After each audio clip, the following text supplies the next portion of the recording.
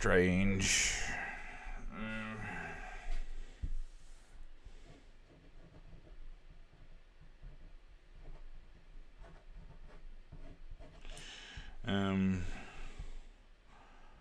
Yeah.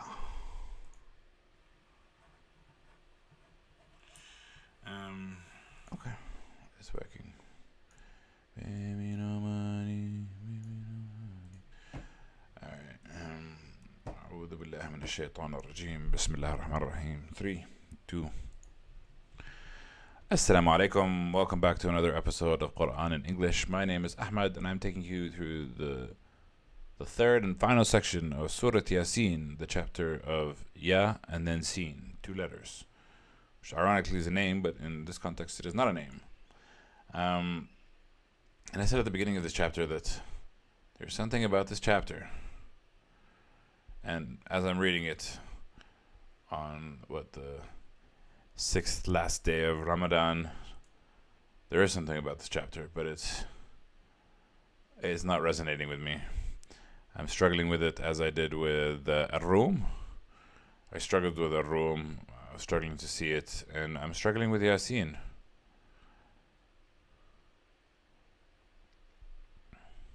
But we have As-Safat next, which is very interesting and very cool, and has a lot of significance.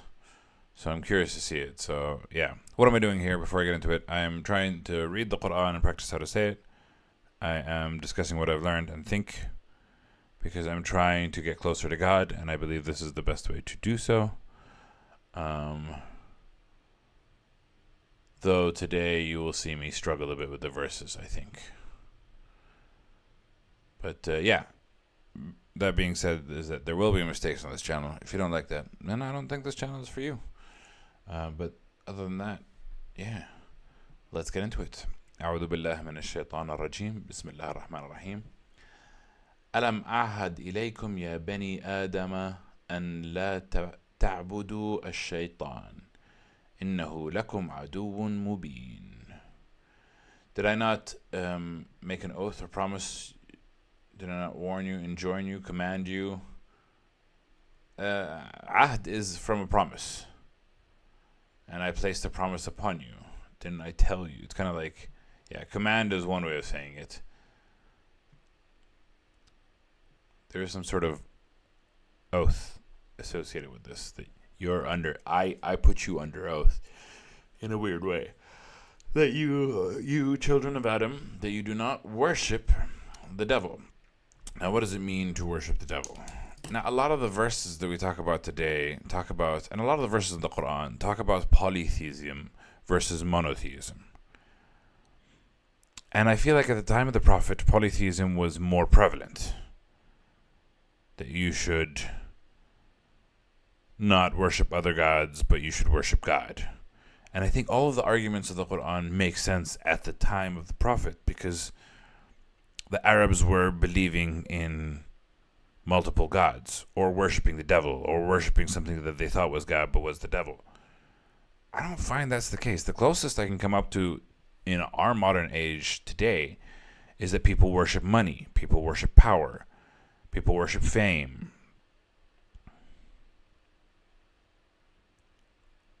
Maybe in some metaphysical sense they're worshiping the devil, but it's not a literal worship of the devil. It's not a prayer. It's not a hoping that you can reconvene it. It's a try to get as much power for yourself. Try to get as much money for yourself. Try to get as much fame for yourself. And those are the metrics in which you define success. That's not the same as worship. Revere, look up to, value, yes. Worship, I wouldn't say so. And I guess this is where a lot of my frustrations come from, because a lot of these feel like they're addressing a problem from a long time ago. Of course, there are certain people that worship. There are lots of witchy communities that worship things other than God. But I don't feel like they're the priority. I don't know. Anyway, God enjoined or commanded the children of Adam, do not worship the devil. He is for you an enemy that is clear. And then he says, وَأَنْ اعْبُدُونِي هَذَا صِرَاطٌ مُسْتَقِيمٌ. And that you should worship me. This is a path that is straight. And again, my natural human tendencies, whenever a human tells me, do this, I have a natural aversion to being told what to do. You know what I mean? I don't know why. But that's what specifically me as a person. I struggle with being told what to do. I have to believe in what I'm doing in order for me to do it. If you tell me, do it, and that this is the right way, this is the path, I'd rather you explain why it's the right path than to tell me it's the right path. You know what I mean? Yeah. Like I said, today's verses, I don't know. And worship me alone. Don't worship the devil. Worship me. This is the correct path. And then it says, وَلَقَدْ أَضَلَّ مِنْكُمْ جِبْلًا كَثِيرًا أَفَلَمْ تَكُونُوا تَعْقِلُونَ. And certainly he has led astray from you a multitude that is great, a great multitudes of you. Then will you not use reason? So, I mean, on this, the duality here is worship God versus worship the devil. What if it's worship neither? Maybe that's not what God is talking about, and maybe that's for a different point of the Quran, and maybe I don't have to bring that point up right now, but this is kind of comparing, if you had to worship something, would you rather worship the devil or worship God? Of course, rather worship God. The reason I am on this quest to find God is to figure out how to connect with the divine, and how do I believe that this is true. So what is my problem today? I don't know. But I'm struggling. And I don't know if I'm struggling because it's like the last week of Ramadan, which I always have the least amount of focus and the least amount of conscious ability, or if it's specifically the words in front of me that I'm struggling to connect with. But I am noticing a struggle, and I don't know why. I have been trying to use reason as much as possible.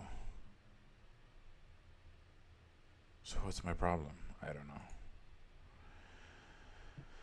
هذه جهنم التي كنتم توعدون. This is hell that you were promised, that you were warned of. أصلوها اليوم بما كنتم تكفرون. Reach it today because of what you used to disbelieve. Burn in it today for your disbelief. Just all seems very angry. Why is God angry? If God created everything, why is God angry?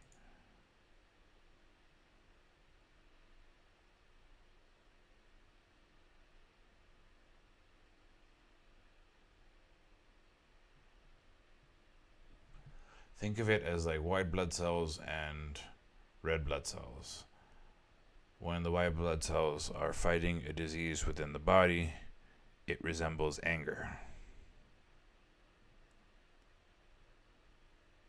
But then the disease or virus came from outside of the body, and that's what created the problem. If everything was created within the body, then attacking its own body sounds kind of like counterproductive. اليوم نختم على أفواههم وتكلمنا أيديهم وتشهد أرجلهم بما كانوا يكسبون. Today we seal upon their mouths, and their hands will speak to us and bear witness, and their feet, their hands will talk to us and bear witness, and their feet. Oh no, their hands will talk to us, and their feet will bear witness about what they used to earn. Which is like horror of the most degree. Sealing mouths, speaking hands, feet testifying. They really are depicting absolute horror. And I've said this before, that I struggle with horror. Also, fair to point out that these verses are all about hell, because we covered heaven in the previous verses. That there's always the yin and yang, the heaven, the sweet reward, and the hell. And maybe I just have a specific disdain for hell or frustration.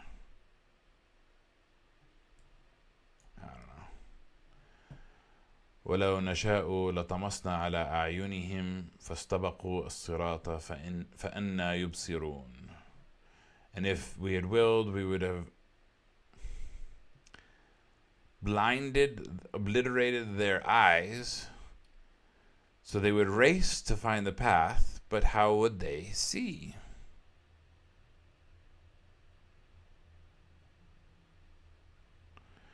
This is horror.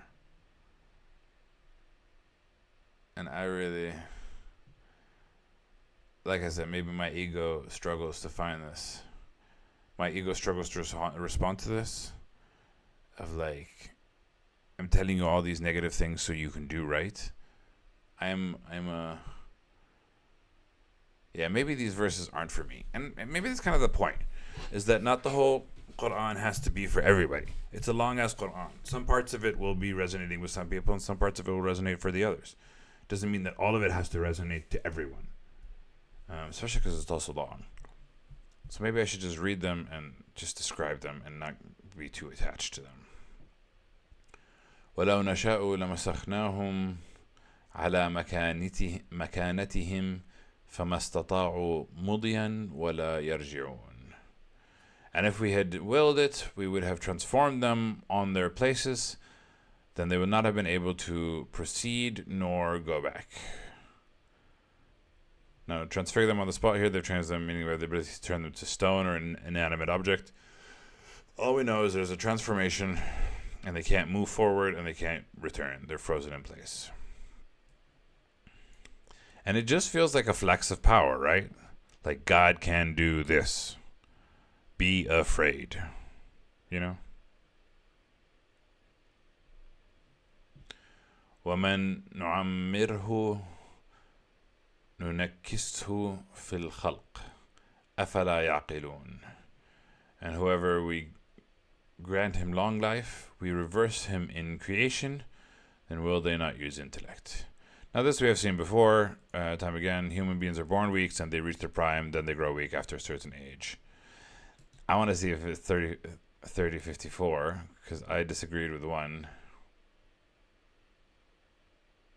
Now this is already pretty good. Old age, does it do with the other reference? Yeah, the gray hair. Now this is the good reference. There's another reference that we talked about, that God would return them to the weakest of age, and people are like, that's what this means. I'm like, no, that's not what this means. That's what Surah Ar-Rum 54 means when he's like gray.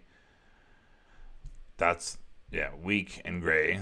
That's clear. Here, I also agree, so that's what it says, but when it said returning back to the smallest of age, did feel like reincarnation to me. Just wanted to bring it up because I like to bring up these points. I would have to find it to figure out which verse it is. Like I said, I'm just a bit too tired. وَمَا عَلَّمْنَاهُ الشِّعْرَ وَمَا يَنْبَغِي لَهُ إِنْ هُوَ إِلَّا ذِكْرٌ وَقُرْآنٌ مُبِينٌ. And we did not teach him poetry, the poetry, and it would not be befitting for him. Indeed, it is only a reminder and a Quran that is clear. Now, I have once made the argument that the Quran is poetry, even though the Prophet Muhammad was not a poet. And here it is saying this book is only a reminder and a clear Quran. It's only a reminder and a Quran that is clear. So it is indicating that it is not poetry. Which I was always like, but there's a lot of elements of poetry within the Quran. Repetition, perfect Arabic, prose, examples, draw lines, soliloquies. It sounds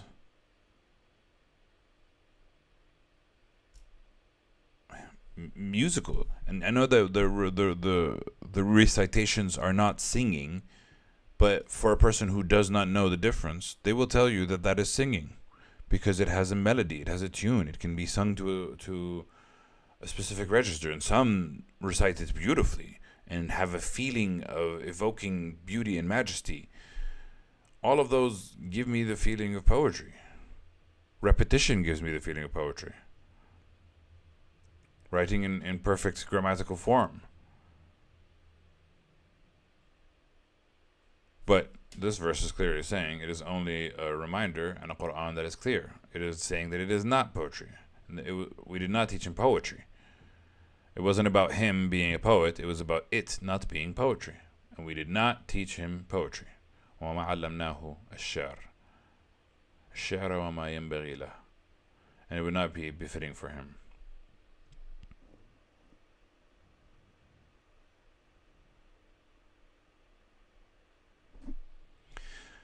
Now this is causing me to have a crisis of faith. I don't know why. I've always wanted to transition towards blending in the worlds of art and religion.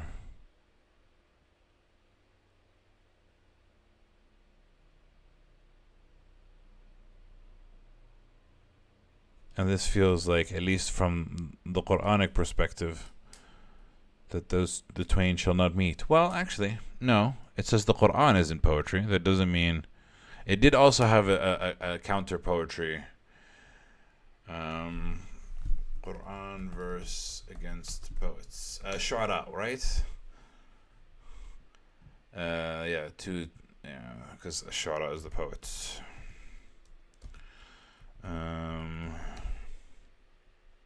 We're here to learn, so this is why we're doing this. وَالشُّعَرَاء يَتَّبِعُهُمُ الْغَاوُونَ. And for the poets are followed by deviants. أَلَمْ تَرَ أَنَّهُمْ فِي كُلِّ وَادٍ يَهِيمُونَ. Do you not see how they rant in every field, the poets? وَأَنَّهُمْ يَقُولُونَ مَا لَا يَفْعَلُونَ. They only say what they never do. إِلَّا الَّذِينَ آمَنُوا وَعَمِلُوا الصَّالِحَاتِ. Except for those who believe and do good.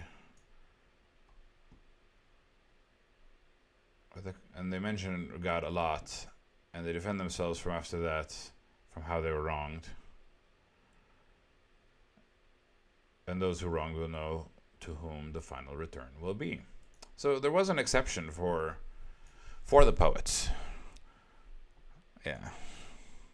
So maybe poetry in itself is not bad, but the Quran is not poetry, is clearly being stated in this 3669 in ICE.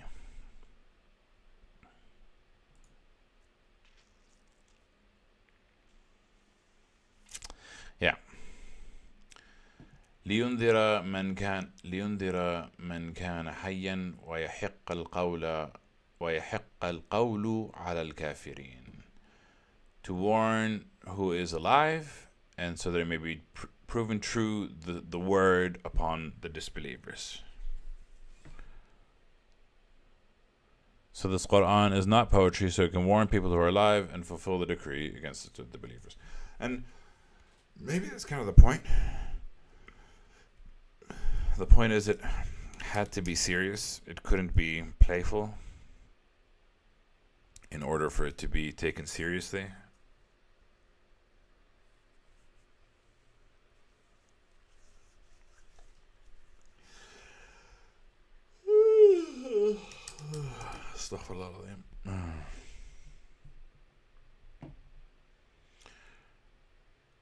And so that it may be proven true the word against the disbelievers. Yeah, maybe it can't be an argument that they use. Oh, we just thought it was poetry. You know what I mean? They can hate it, they can argue with it, they can disagree with it, but they take it seriously. They know that we take it seriously. I think that's kind of important. أولم يروا أن خلقنا لهم مما عملت أيدينا أنعاما فهم لها مالكون. Do they not see that we have created for them from what our hands have made, from cattle? So فهم لها مالكون. So then they are for them the owners. Now here, single-handedly is not the right translation, because they're saying from what our hands have created. So they've explained what our hands have created as single-handedly, as in only we have created them. But I always struggle with this. Do they not see that we have created for them what our hands... Because it's like we see the cattle, and we see that we can own the cattle, but how do we see the connection between the creation of the cattle and us owning the cattle and God? We can't see the connection between God. You can understand it, and it's a mental seeing, but it's not necessarily a literal seeing. And I can imagine it to be true doesn't mean that I see it to be true.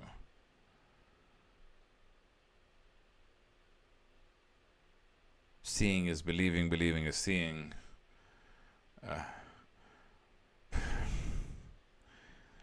I am struggling. I don't know if you can tell. It also feels like my brain is stressed, all the time. Astaghfirullah. Anyway. وَذَلَّلْنَاهَا لَهُمْ فَمِنْهَا رُكُوبُهُمْ وَمِنْهَا يَأْكُلُونَ. So we have tamed them for them, and from some of them they ride, and from some of them they eat. Yeah, so some animals are pets, some animals are ridden, some animals are eaten. We have domain over the animals. وَلَهُمْ فِيهَا مَنَافِعُ وَمَشَارِبُ أَفَلَا يَشْكُرُونَ. And for them is benefits and things to drink, then will they not give thanks? To be honest, that I do. Whenever I eat, whenever I drink, I'm always very grateful and imbued with the sense of gratitude. And maybe that's kind of all that it's calling for. وَاتَّخَذُوا مِن دُونِ اللَّهِ آلِهَةً لَعَلَّهُمْ يُنصَرُونَ. And they've taken from besides God other gods so that they may be helped.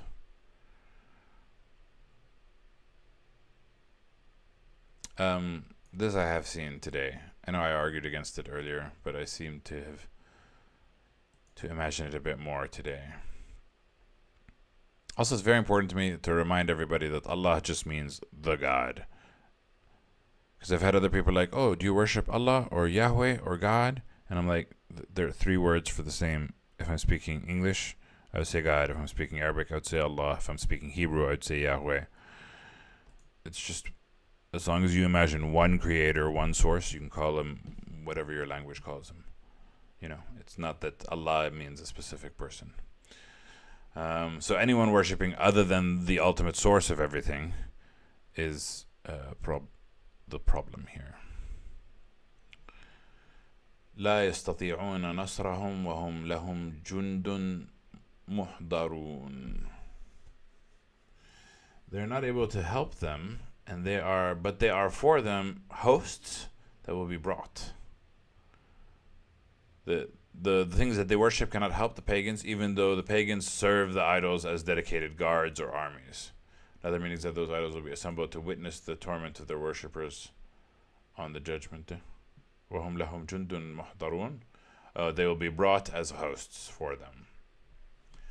That actually makes more sense, because although they serve the idols and dedicate guards, what does muhdarun mean? Being brought. Being brought is missed from this translation. This we can all understand. لا يستطيعون نصرهم. They're not able to help them. That's very clear. They're worshipping other gods so that they can be helped, but they're not even able to be helped. And they are for them hosts that will be brought. وَهُمْ لَهُمْ جُنْدٌ مُحْضَرُونَ. But they are for them armies that will be brought.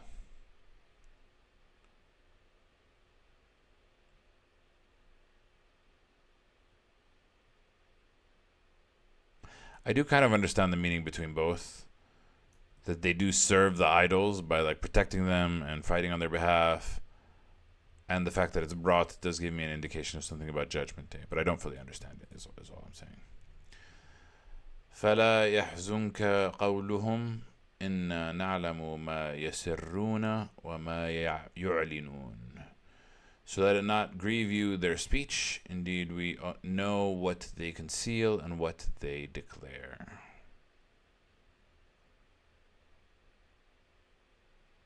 Again, it does feel like it's more prevalent at the time of the Prophet than it is now. I think now the problem that we face more days now is lack of belief rather than polytheism. And that's what I wanted to make as an argument before.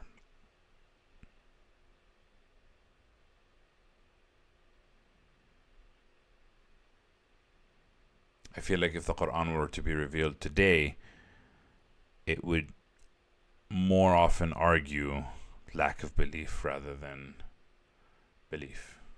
in other things. I think. But what do I know? أولم يرى الإنسان أنا خلقناه من نطفة فإذا هو خصيم مبين. Did the human not see that we have created him from a semen drop? And then suddenly he is an opponent that is clear. He openly challenges us. Now again, we don't technically see. However, we understand nowadays. And this would have been impossible to understand at the time of the Prophet. What does created us from a semen drop mean? Well, no, actually. You can kind of understand that sex produces semen, and semen produces children. You could kind of figure it out back then. You didn't have to understand the biology of it, like eggs and semen, but you could kind of figure it out through experimentation. But anyway, created from nothing, but now he's an opponent that is clear. Like you were created from sperm and now you're challenging God. وضرب لنا مثلا ونسي خلقه قال من يحيي العظام وهي رميم. And he sets forth examples, he argues with many examples, and he forgets his own creation, and his being his or hers. His is not indicating male, it's just what Arabs use to indicate both. And they said for us, they argue with us forgetting that they were created, saying, who will give life to the bones while they are decomposed? Who will bring us back after we're dead? This is obviously the day of the claim that it's the day of judgment, the day of resurrection, and the answer to that is قل يحييها الذي أنشأها أول مرة وهو بكل خلق عليم. Say, the one who produced them the first time will give them life again, and he is of every creation all-knowing. Why is that what is being said? Isn't this talking about the capabilities that he can create? Does that mean that creation was created multiple times before?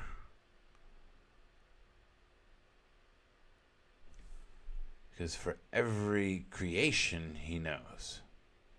Here they've translated it to every created being, but it's talking about life, death, and rebirth.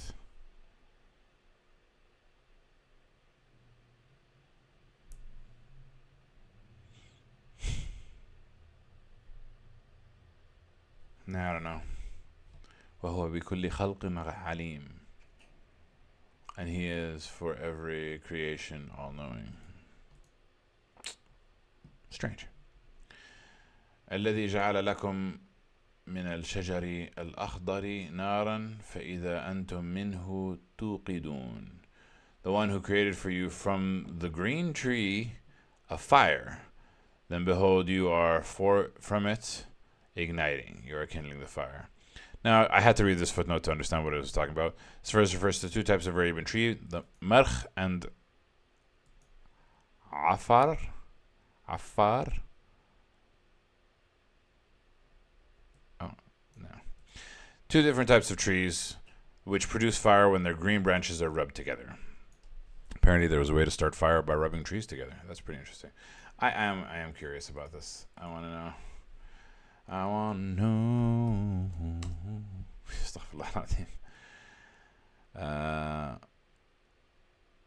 Marq and Afar, two types of Arabian trees known in the Arabic tradition for their ability to produce fire when their green, seemingly wet branches are rubbed together. To create a fire drill, even when not completely dry. These trees are referenced in the Quran, Surah Al-Waqiyah. Oh. Images?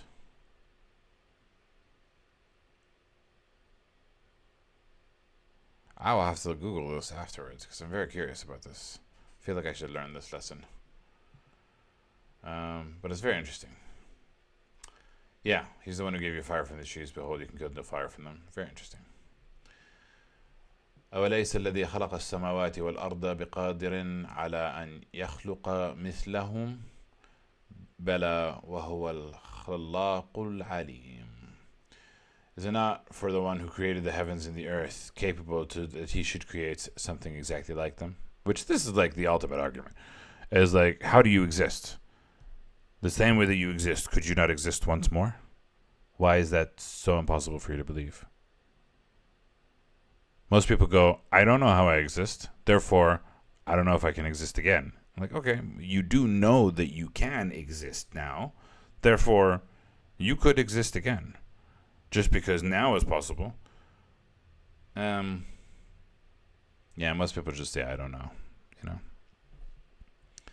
In Arabic, my mom taught me this. كلمة ما بعرف بتريح. The phrase, I don't know, puts the person at ease. I don't know means, oh, I don't have to think about it. I don't know. Can you do this? I don't know. Can you do this? I don't know. I'm not going to do anything. I don't know. I don't know if I can do it. I had a dream. That someone was saying, don't joke too much while you're reading the Quran. And I was like, no, that's how I enjoy it. I need to enjoy the learning. If I don't enjoy the learning, I can't do the learning. And if I have to learn, therefore let me enjoy what I'm doing. You know what I mean? As you can tell, the fasting and dreams and nightmares are happening all around me. Allah yastar. Here the argument is definitely he can. If he created you once, he can create you again, and he is the supreme creator and the all-knower. إنما أمره إذا أراد شيئا أن يقول له كن فيكون.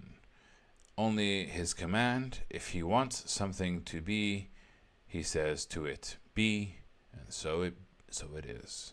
Be, so it be. Because again, repetition, which is what I talk about. And someone was saying that everything in this world is being sustained by God's word, kun. God's word saying be is the sound that is making all existence be. Which I love that visual. I love that visual of the word kun giving life to everything at all times. It's very interesting. فسبحان الذي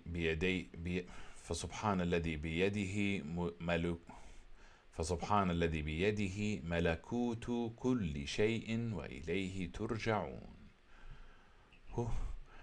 So glory be he that's between his hands the dominion of everything. He owns everything, and to him you will be returned. Somehow I struggled in the beginning, but I struggled less towards the end, and somehow it makes more sense to me, and I feel calm. I think I just struggled with the hell verses. I don't know why. Anyway, that's it for today. So as usual, we always end with صدق الله العلي العظيم. Now, the reason why as-Saffat, or the rose, is relevant is because it is the understanding of Muslims that this is talking about angels. Though when I read it the last time, I thought maybe it could apply to more than the angels. So yeah, let's read it. I've read it before, but I think we have to read it with the level of detail that I'm focusing on now in order to see how I feel and what I learn and what I think about it. But yeah, today wasn't as bad as I thought it was going to be. So yeah, thank you all for watching. I love you. I appreciate you. Get out of here. Bye.